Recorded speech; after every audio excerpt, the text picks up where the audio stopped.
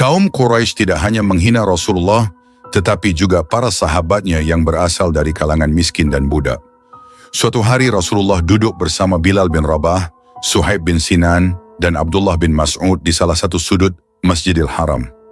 Mereka berbicara dengan penuh semangat tentang ajaran Islam dan keindahan ayat-ayat Al-Quran. Dari kejauhan, beberapa pemuka Quraisy memperhatikan mereka dengan pandangan sinis. Salah seorang dari mereka, Uqbah bin Abi Mu'id, mencibir, orang-orang seperti ini yang katanya dipilih oleh Allah, mereka hanyalah budak dan orang miskin. Jika benar Muhammad adalah utusan Tuhan, mengapa yang mengikuti dia bukan orang-orang seperti kita? Abu Jahal yang tengah berdiri bersama teman-temannya, mencibir, orang-orang seperti inikah yang kalian katakan mendapat rahmat Allah? Lihatlah, mereka hanya budak dan orang miskin. Jika Allah ingin mengangkat seorang nabi, mengapa tidak dari kalangan kita yang kaya dan terpandang? Rasulullah mendengar ucapan mereka, namun beliau tetap tenang. Senyum lembutnya tak pudar, meski hatinya pedih mendengar penghinaan terhadap sahabat-sahabatnya yang setia. Beliau berseru kepada mereka dengan suara yang penuh kelembutan. Sesungguhnya Allah tidak memandang harta dan kedudukan kalian. Allah hanya memandang hati dan amal perbuatan kalian. Para sahabat tersenyum mendengar kata-kata Rasulullah. Meskipun hinaan itu menyakitkan, mereka merasa bahwa keberadaan Rasulullah adalah pelipur hati mereka. Namun kaum Quraisy tidak berhenti. Setiap kali kaum muslimin berjalan di jalanan Mekah, mereka diejek, dicemooh, dan ditertawakan. Allah menggambarkan perilaku mereka dalam firman-Nya. Sesungguhnya orang-orang yang berdosa, mereka dahulu menertawakan orang-orang yang beriman. Dan apabila orang-orang beriman berlalu di hadapan mereka, mereka saling mengedip-ngedipkan matanya, saling mengejek. Al-Quran Surah Al-Mutaffifin ayat 29-30. Bilal bin Rabah yang mendengar ucapan itu menundukkan kepala. Namun Rasulullah meletakkan tangan lembutnya di bahu Bilal dan berkata, "Wahai Bilal, janganlah bersedih. Sesungguhnya kemuliaan itu ada di sisi Allah, bukan di sisi manusia." Mereka mengejek karena mereka tidak tahu apa-apa. Kata-kata Rasulullah menguatkan hati para sahabatnya. Mereka tahu, meskipun dunia menghina mereka, Allah telah memberikan kehormatan yang jauh lebih besar dengan menjadikan mereka bagian dari umat Islam yang pertama. Hinaan kaum Quraisy semakin hari semakin menyakitkan. Suatu hari, ketika Rasulullah sedang berjalan di jalanan Mekah, seorang pria melemparkan batu kecil ke arah beliau sambil berteriak, "Hei Muhammad, apa yang kau bawa itu hanyalah kebohongan. Jangan harap kami akan percaya padamu." Rasulullah berhenti sejenak. Beliau memungut batu kecil itu dan menatap pria tersebut dengan tatapan penuh kesabaran. Tanpa membalas hinaan itu, beliau hanya melanjutkan langkahnya. Namun di balik ketenangan itu, hati beliau terluka. Di malam hari, Rasulullah berdoa di tempat sunyi, suaranya penuh haru. "Ya Allah, berilah petunjuk kepada kaumku, sesungguhnya mereka tidak mengetahui. Ya Allah, jika Engkau tidak menolongku, kepada siapa lagi aku berharap?" Allah pun menurunkan firman-Nya untuk menguatkan hati Rasulullah. "Maka bersabarlah kamu terhadap apa yang mereka katakan, dan bertasbihlah seraya memuji Tuhanmu sebelum terbit matahari dan sebelum terbenamnya matahari." Al-Quran Surah Qaf ayat 39. Kaum Quraisy bahkan mengirimkan anak-anak mereka untuk mengejek Rasulullah di jalanan. Ketika Rasulullah berjalan, mereka mengikutinya sambil berteriak, "Lihat, itu dia tukang sihir yang membuat orang-orang berpisah dengan keluarganya." Anak-anak itu melemparkan pasir ke arah Rasulullah. Dengan sabar beliau mengibaskan pasir dari pakaiannya tanpa menunjukkan kemarahan sedikit pun. Di saat yang sama, beliau terus memohon kepada Allah untuk memberikan hidayah kepada mereka. Kisah ini mengajarkan kepada kita betapa luar biasanya kesabaran Rasulullah dalam menghadapi hinaan dan ejekan. Beliau tidak membalas dengan kebencian, melainkan dengan doa dan kasih sayang. Firman Allah dalam Al-Quran menjadi pedoman beliau. Dan hamba-hamba Tuhan yang maha penyayang itu ialah orang-orang yang berjalan di atas bumi dengan rendah hati. Dan apabila orang-orang jahil menyapa mereka, mereka mengucapkan kata-kata yang baik. Al-Quran Surah Al-Furqan ayat 63. Hinaan dan ejekan tidak pernah menggoyahkan langkah Rasulullah dalam menyampaikan dakwah. Beliau terus berjuang dengan penuh keikhlasan, karena beliau tahu tugas beliau hanyalah menyampaikan kebenaran. Semoga kisah ini menginspirasi kita untuk meneladani kesabaran dan keteguhan hati Rasulullah dalam menghadapi ujian hidup. Ketika segala upaya mereka untuk menghentikan dakwah Rasulullah menemui jalan buntu, para pemuka Quraisy mulai mengubah taktik mereka. Mereka memahami bahwa Rasulullah tidak akan goyah hanya dengan ancaman, ejekan, atau hinaan. Kini, mereka memutuskan untuk menempuh cara lain, menawarkan berbagai godaan duniawi dengan harapan Rasulullah akan menghentikan dakwahnya. Di Darun Nadwah, tempat kaum Quraisy sering bermusyawarah, para pemuka suku berkumpul. Di antaranya ada Abu Lahab, Abu Jahal, Walid bin Mughirah, dan Utbah bin Rabi'ah. Wajah mereka tampak tegang, menandakan bahwa persoalan yang mereka hadapi sangatlah genting. Apalagi yang bisa kita lakukan untuk menghentikan Muhammad? Ancaman dan hinaan tidak membuatnya berhenti. Bahkan semakin banyak orang yang tertarik dengan ajarannya, ujar Abu Jahal dengan suara penuh amarah. Utbah bin Rabi'ah yang dikenal licik namun pandai berbicara, memberikan usul. Kita harus menggunakan pendekatan lain. Muhammad adalah manusia biasa. Dia pasti punya ambisi dan kebutuhan duniawi. Bagaimana kalau kita tawarkan kekayaan, kehormatan, dan kekuasaan? Siapa tahu dia akan tergoda dan berhenti berdakwah. Semua yang hadir mengangguk setuju. Usul itu tampak menjanjikan bagi mereka. Dengan segera mereka memutuskan untuk mengutus Utbah bin Rabi'ah menemui Rasulullah dan menyampaikan tawaran tersebut. Pada suatu pagi yang cerah, Utbah bin Rabi'ah mendatangi Rasulullah, yang saat itu sedang duduk di dekat Ka'bah, menghabiskan waktu merenungi kebesaran Allah. Utbah melangkah mendekat dengan sikap penuh percaya diri. Setelah memberi salam dengan nada sinis, ia duduk di hadapan Rasulullah. "Wahai Muhammad, aku datang membawa tawaran dari kaum Quraisy," ujar Utbah sambil menatap Rasulullah dengan pandangan menyelidik. Rasulullah menatapnya dengan tenang dan penuh wibawa. "Katakanlah, wahai Utbah, aku mendengarkan." Dengan nada merayu, Utbah mulai berbicara. "Muhammad, kami tahu kau adalah orang yang berbudi pekerti tinggi. Namun ajaran yang kau bawa telah memecah belah kami. Oleh karena itu, kami menawarkan sesuatu yang akan menguntungkanmu dan kami semua. Jika yang kau inginkan adalah kekayaan, kami akan mengumpulkan harta hingga kau menjadi orang terkaya di Mekah. Jika kau menginginkan kehormatan, kami akan menjadikanmu pemimpin kami. Dan tidak ada keputusan yang akan diambil tanpa persetujuanmu. Jika kau menginginkan kekuasaan, kami bahkan siap menjadikanmu raja di atas kami." Rasulullah tetap diam, menunggu Utbah selesai berbicara. Melihat bahwa tawarannya tidak mendapatkan respons, Utbah melanjutkan, "Dan jika kau merasa diganggu oleh sesuatu, atau berpikir bahwa yang kau alami adalah gangguan jin, kami akan menyediakan tabib terbaik untuk mengobatimu." Setelah Utbah selesai berbicara, suasana menjadi hening. Rasulullah menatap Utbah dengan mata penuh kasih sayang dan keteguhan. Beliau berkata, "Apakah engkau sudah selesai, wahai Utbah?" Utbah mengangguk. "Ya, aku telah selesai." Rasulullah menatap Utbah dengan penuh ketegasan. Dengan suara lembut namun tegas, beliau berkata, "Aku tidak menginginkan harta, kekuasaan, atau kehormatan dunia.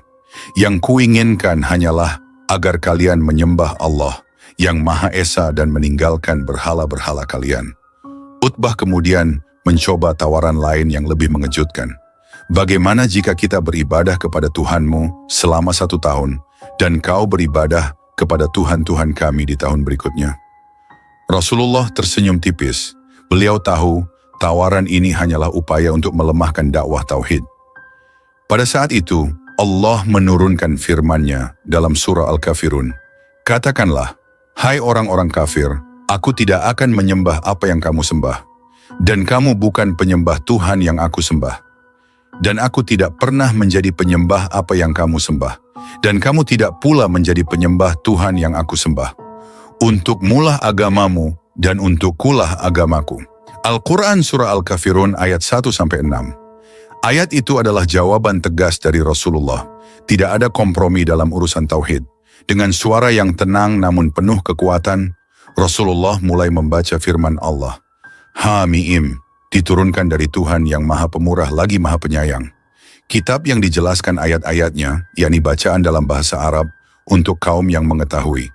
Yang membawa berita gembira dan membawa peringatan, tetapi kebanyakan mereka berpaling daripadanya, maka mereka tidak mau mendengarkan. Al-Quran Surah Fussilat, ayat 1-4. Setiap ayat yang dibacakan Rasulullah terasa menusuk hati Utbah. Wajahnya yang penuh kesombongan perlahan berubah. Matanya menunjukkan keraguan dan ketakutan.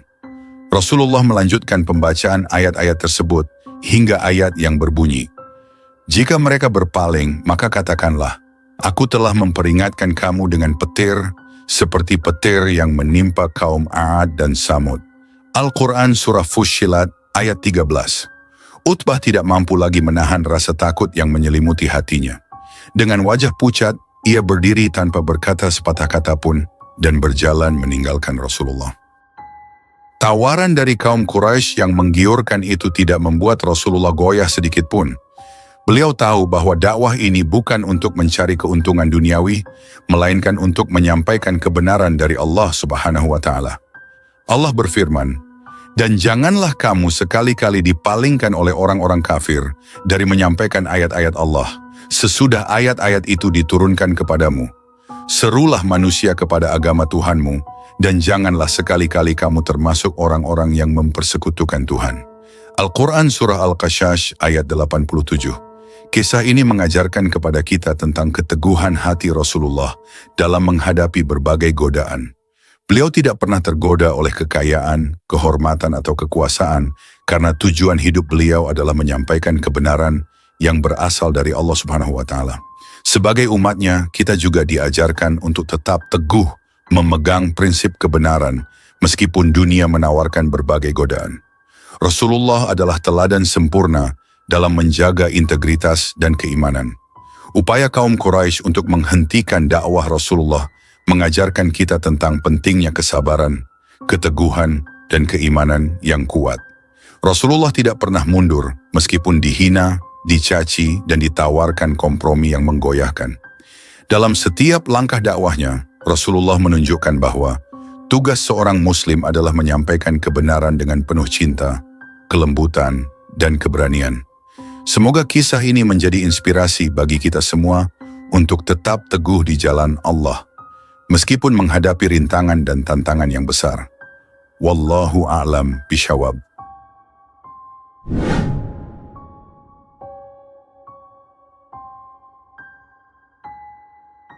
Di tengah perlawanan gigih Rasulullah dan para sahabat terhadap kesyirikan, kaum Quraisy semakin berang melihat ajaran Islam terus menyebar. Perasaan marah dan iri bercampur dengan rasa takut kehilangan kekuasaan membuat mereka mencari cara baru untuk menghentikan dakwah Rasulullah. Abu Lahab, Abu Jahal, dan tokoh-tokoh Quraisy lainnya pun berkumpul di Darun Nadwah untuk membahas langkah selanjutnya. Di Darun Nadwah, tempat berkumpulnya para pemuka Quraisy, suasana tegang memenuhi ruangan. Abu Jahal berdiri dengan wajah memerah, matanya membara dengan amarah. "Kita sudah cukup sabar," teriaknya. Muhammad dan ajarannya telah melampaui batas. Dia tidak hanya menghina dewa-dewa kita, tapi juga memecah belah keluarga kita. Jika kita tidak menghentikannya sekarang, dia akan menghancurkan semua yang kita warisi dari nenek moyang kita. Abu Lahab yang duduk dengan sikap angkuh menambahkan, "Tapi kita tidak bisa sembarangan menyerang Muhammad." Abu Thalib melindunginya. "Jika kita menyakiti Muhammad secara terang-terangan, kita akan menghadapi permusuhan dari Bani Hashim." Suasana menjadi semakin tegang. Pemimpin lain, Walid bin Mughirah, mengangkat tangannya meminta perhatian. Dengan nada dingin dan penuh perhitungan, ia berkata, "Kita tidak perlu menyerang Muhammad langsung. Sasaran kita adalah pengikutnya.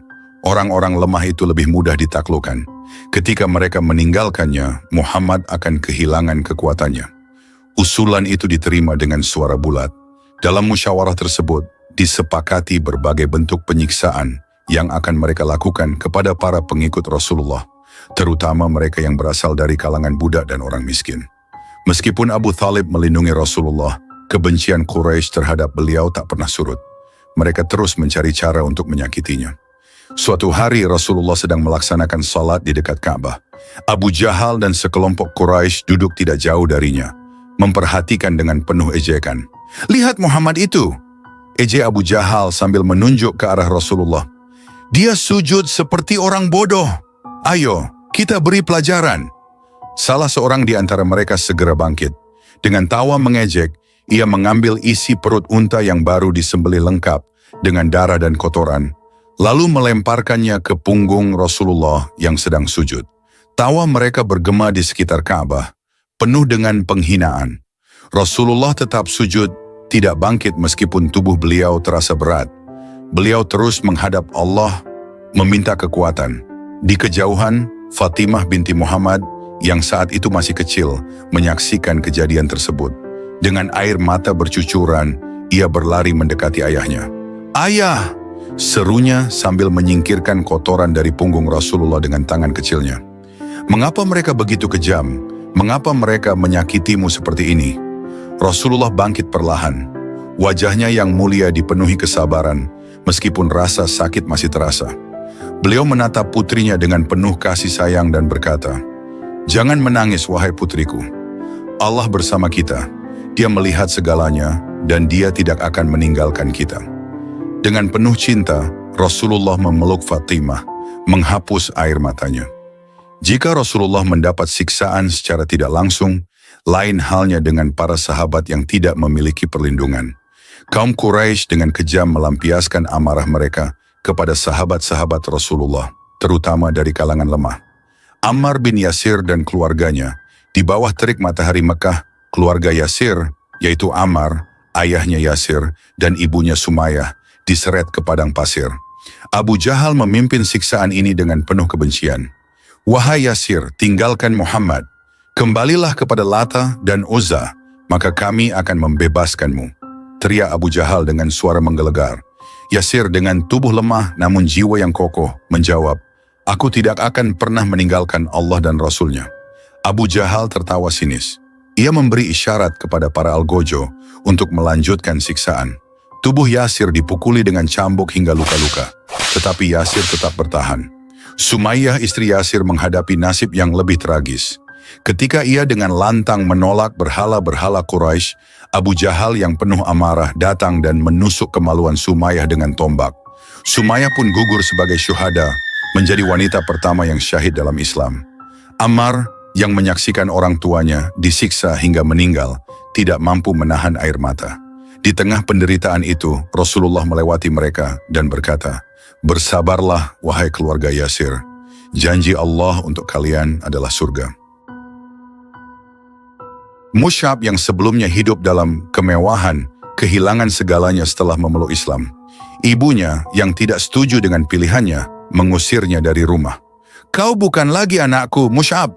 Tinggalkan rumah ini dan jangan pernah kembali," teriak ibunya dengan marah. Mus'ab hanya menjawab dengan tenang, "Wahai ibu, aku lebih memilih Allah dan Rasulnya daripada segala kemewahan dunia ini." Dengan hati yang terluka, Mus'ab meninggalkan rumah tanpa membawa apa-apa. Ia hidup dalam kemiskinan, tetapi hatinya dipenuhi cahaya iman. Allah tidak membiarkan pengorbanan Rasulullah dan para sahabat tanpa balasan. Dalam surah An-Nahl, Allah berfirman, "Barang siapa yang kafir kepada Allah sesudah dia beriman, dia mendapat kemurkaan Allah, kecuali orang yang dipaksa kafir, padahal hatinya tetap tenang dalam beriman, dia tidak berdosa."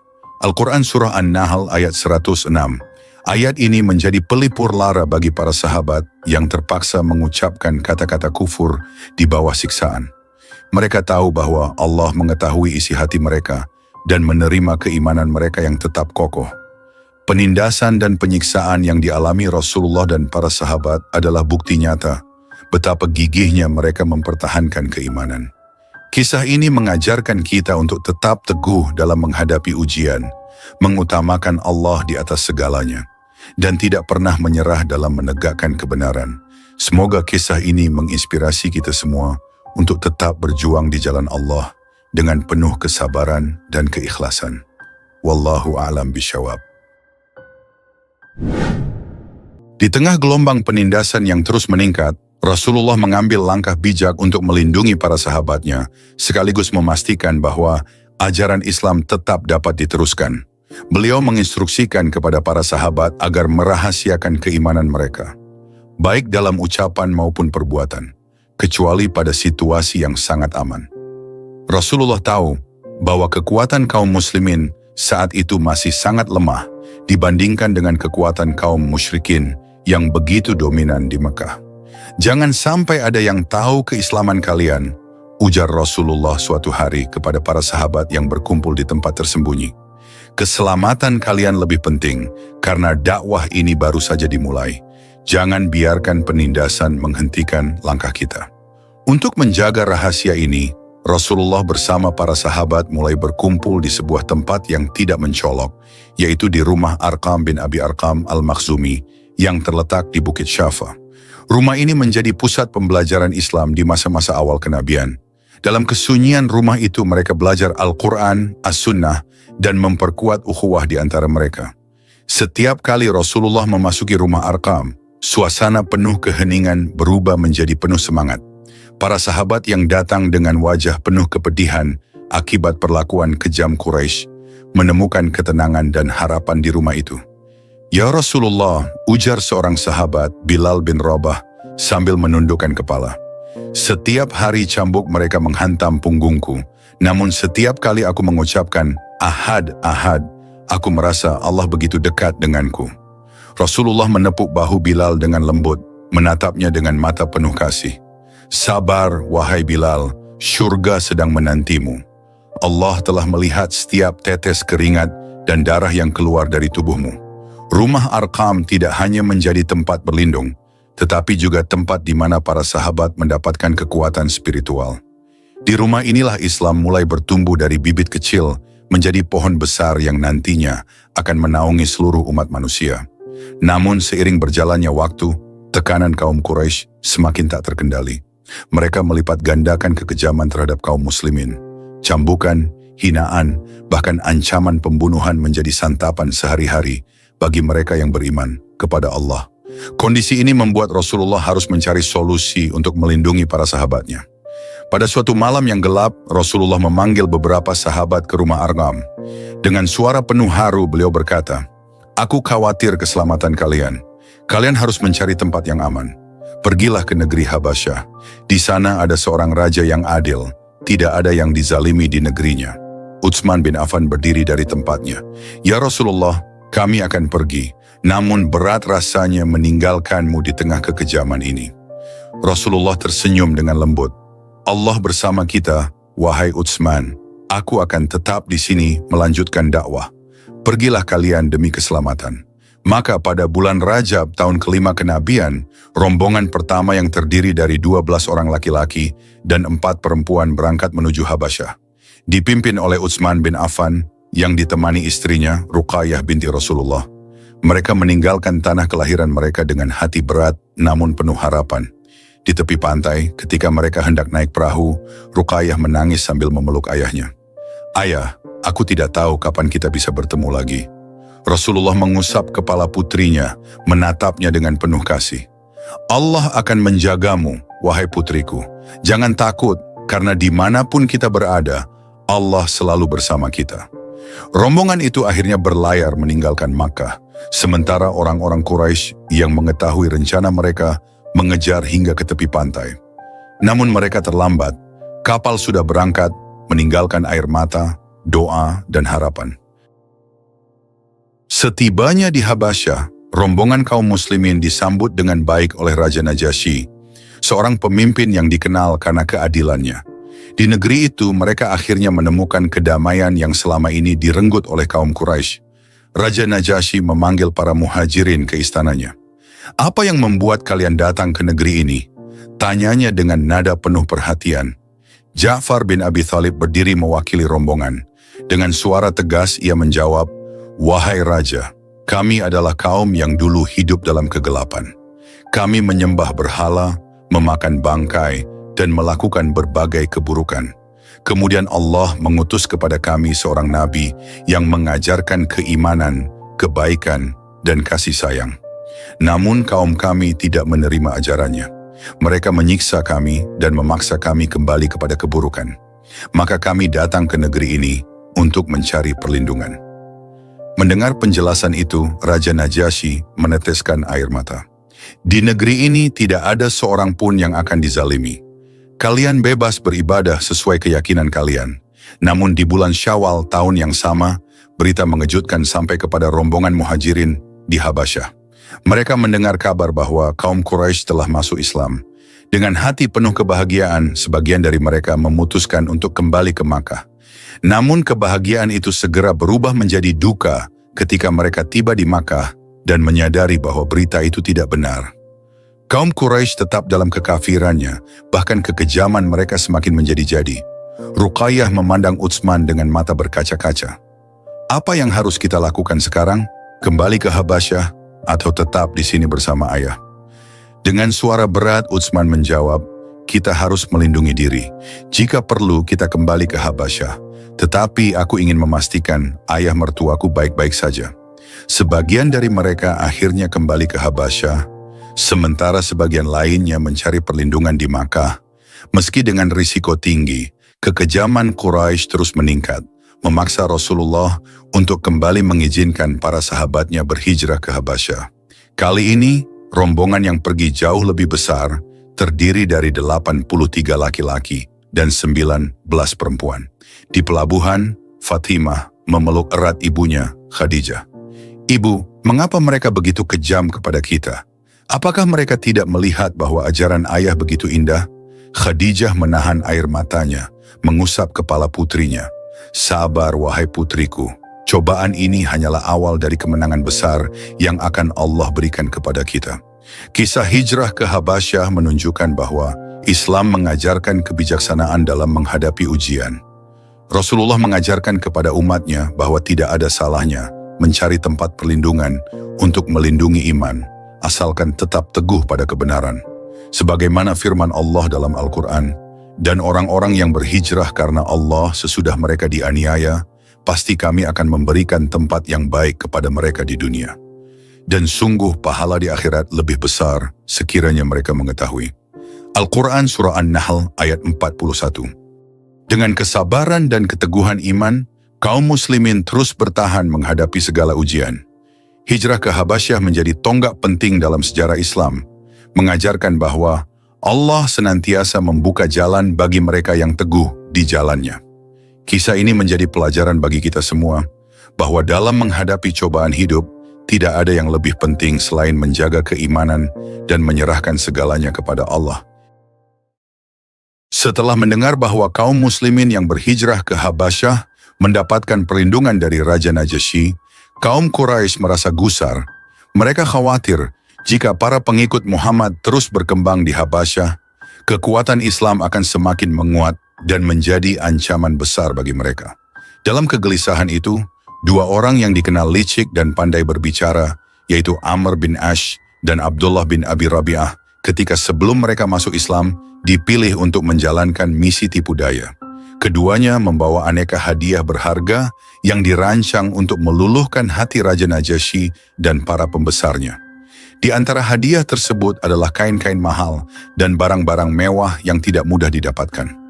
Raja Najasyi adalah orang yang adil, ujar salah satu tetua Quraisy sebelum mereka berangkat. Tapi ingat, adil bukan berarti tak bisa dipengaruhi. Gunakan kecerdikan kalian untuk mengubah pendiriannya. Setibanya di istana Habasyah, Amr bin Ash dan Abdullah bin Abi Rabi'ah diterima dengan hormat. Mereka mempersembahkan hadiah-hadiah tersebut kepada Raja Najasyi dan para pembesar istana. Dengan senyum licik, Amr berkata, "Wahai Raja yang mulia, kami datang dengan tujuan membawa kedamaian. Beberapa orang dari tanah kami telah melarikan diri ke negerimu. Mereka membawa ajaran yang menyimpang dari agama nenek moyang kami dan agama Tuhan. Kami khawatir jika mereka terus tinggal di sini, itu akan menjadi ancaman bagi stabilitas negeri ini." Najasyi menatap mereka dengan mata penuh kebijaksanaan. "Apakah mereka melakukan kejahatan di negeri kalian?" tanyanya. Amr menjawab dengan hati-hati, "Mereka menentang tradisi kami, memecah belah keluarga, dan merusak ketenangan masyarakat kami. Kami hanya meminta agar mereka dikembalikan kepada kami, agar kami dapat menyelesaikan persoalan ini dengan baik." Namun, Najasyi bukanlah raja yang mudah dikelabui. Ia ingin mendengar langsung dari kaum muslimin sebelum mengambil keputusan. Bawa mereka ke hadapanku, perintahnya. Ketika para muhajirin dipanggil ke istana, mereka datang dengan hati berdebar. Ja'far bin Abi Thalib, sepupu Rasulullah, ditunjuk untuk menjadi juru bicara. Dengan tenang namun penuh keyakinan, ia melangkah maju, menunduk hormat kepada Raja Najasyi. Najasyi bertanya, apa yang membuat kalian meninggalkan negeri kalian dan mencari perlindungan di sini? Ja'far dengan suara yang lembut namun tegas menjawab, wahai Raja yang adil, kami adalah kaum yang dulu hidup dalam kegelapan. Kami menyembah berhala, memakan bangkai, dan melakukan berbagai kejahatan. Kami tidak menghormati hak-hak tetangga, menindas yang lemah, dan hidup tanpa aturan. Lalu Allah mengutus seorang nabi di antara kami, Muhammad bin Abdullah. Ia mengajarkan kami untuk menyembah Allah yang Maha Esa, meninggalkan berhala, berbuat jujur, menjaga amanah, dan menyantuni fakir miskin. Namun kaum kami menentang ajarannya, menyiksa kami, dan menghalangi kami dari jalan Allah. Maka kami datang ke negeri ini karena kami tahu bahwa di sini ada seorang raja yang adil, yang tidak akan menzalimi siapapun. Mendengar penjelasan itu, Raja Najasyi merasa terharu. Apakah nabi kalian membawa sesuatu yang baru? Tanyanya. Ja'far menjawab, benar wahai Raja. Beliau membawa wahyu dari Allah. Di antara yang diturunkan kepada beliau adalah surah Maryam lalu. Ja'far melantunkan ayat-ayat dari surah Maryam yang menceritakan kisah Maryam dan kelahiran Nabi Isa.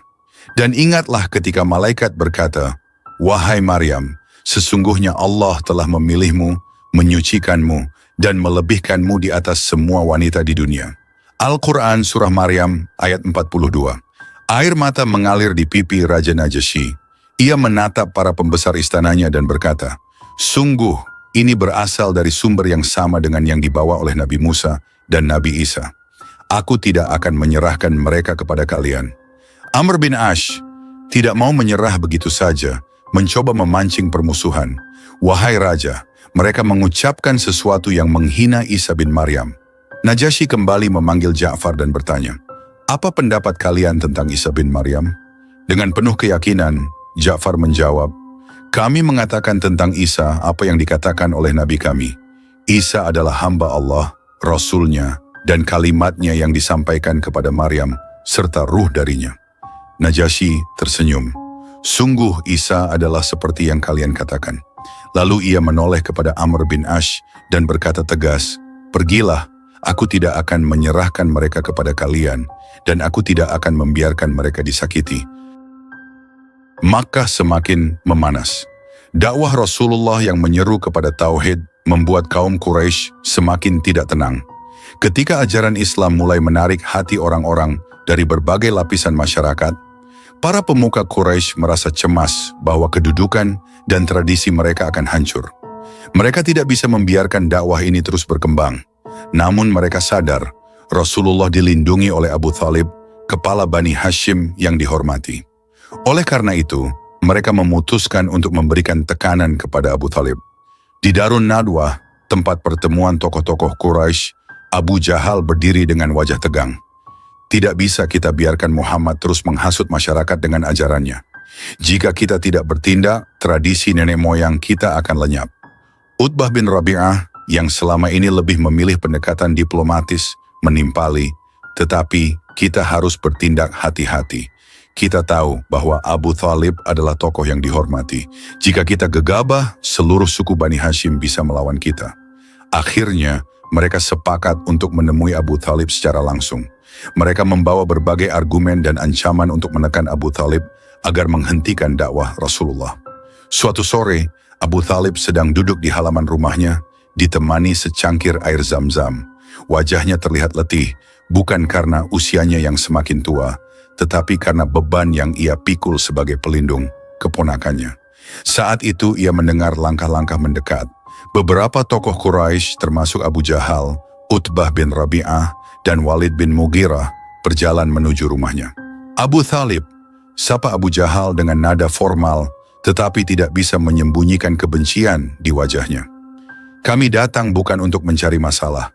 Kami hanya ingin berbicara. Abu Thalib mengangguk dan mempersilakan mereka duduk. Apa yang ingin kalian bicarakan? Abu Jahal langsung berbicara dengan nada tegas. keponakanmu Muhammad telah membawa ajaran yang menghina Tuhan-Tuhan kita, mencaci nenek moyang kita, dan memecah belah masyarakat kita. Kami telah cukup bersabar, tapi sekarang kami ingin kau menghentikannya." Walid bin Mughirah menambahkan dengan nada lebih lembut, "Abu Thalib, kami menghormatimu. Kami tahu engkau tidak ingin terjadi perselisihan di antara kita. Jadi kami memohon, bicaralah pada Muhammad. Katakan padanya untuk berhenti." Abu Thalib mengerutkan keningnya. Ia sudah menduga pembicaraan ini akan terjadi. Dengan nada tenang, ia menjawab, "Keponakanku hanya mengatakan apa yang dia yakini benar. Dia tidak memaksa siapapun. Mengapa kalian begitu terganggu?" Abu Jahal yang tidak sabar berdiri dan berkata dengan lantang, "Jika kau tidak bisa menghentikannya, kami akan bertindak sendiri. Kami akan menyerangnya, dan kami tidak peduli apapun yang akan terjadi." Di pagi yang tenang, Abu Thalib mengutus seseorang untuk memanggil Rasulullah ke kediamannya. Rasulullah, dengan rasa hormat yang mendalam kepada pamannya, segera memenuhi panggilan itu. Ketika beliau tiba, Abu Thalib sudah menunggunya di ruang utama, duduk di atas permadani tua yang menjadi saksi banyak pertemuan penting keluarga Bani Hashim. "Masuklah, wahai keponakanku," ujar Abu Thalib dengan suara berat. Rasulullah masuk dengan langkah tenang, lalu duduk di hadapan pamannya.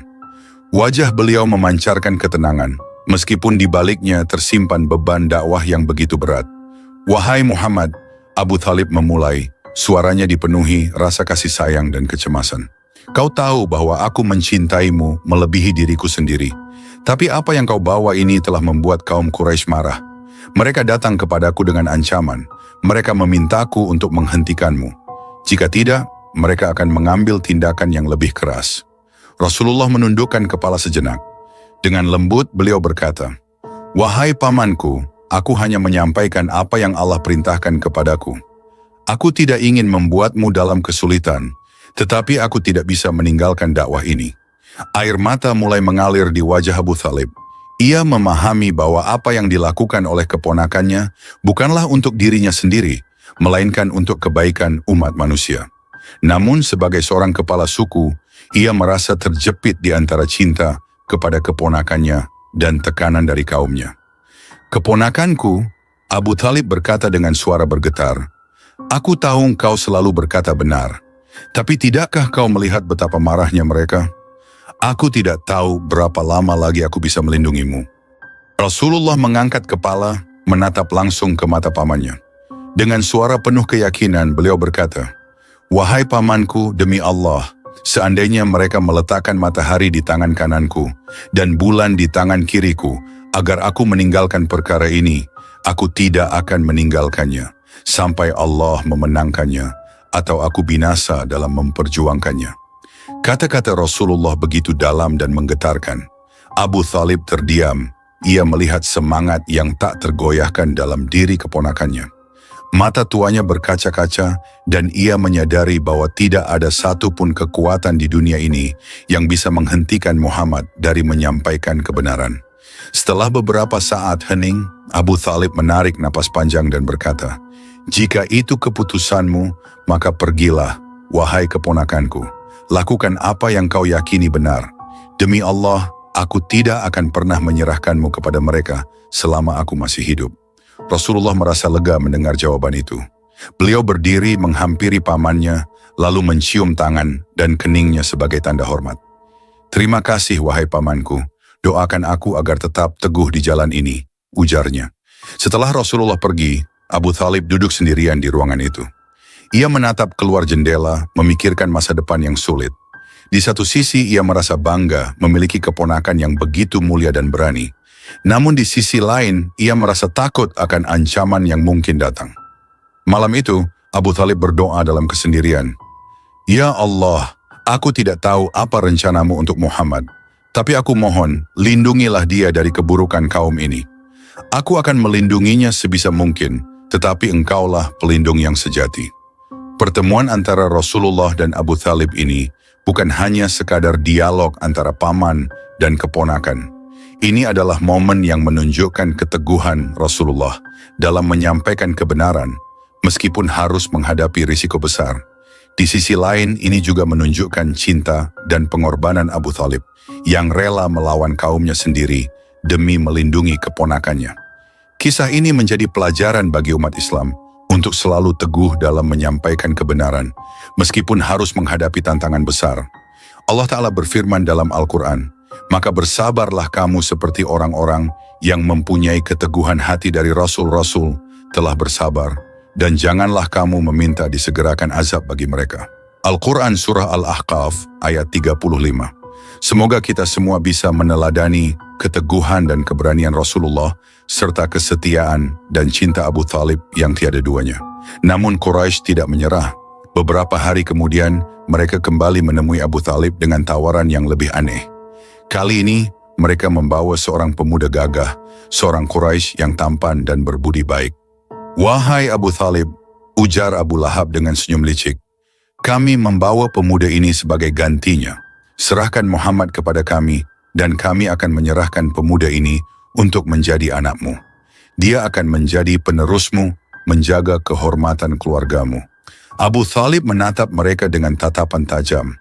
Tawaran ini tidak hanya menghina, tetapi juga menunjukkan betapa rendahnya moral mereka. "Ini tawaran yang bodoh," ujar Abu Thalib dengan suara bergetar oleh amarah.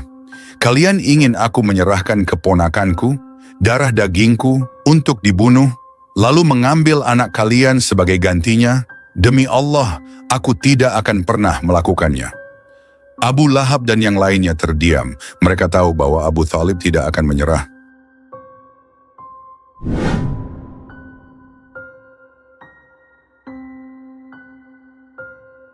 Ketika berbagai upaya kaum Quraisy untuk menghentikan dakwah Rasulullah terus menemui kegagalan, kemarahan, dan keputusasaan mereka semakin memuncak, para pemuka Quraisy yang dipimpin oleh Abu Jahal, Abu Lahab, dan Walid bin Mughirah berkumpul lagi di Darun Nadwah untuk mencari jalan keluar.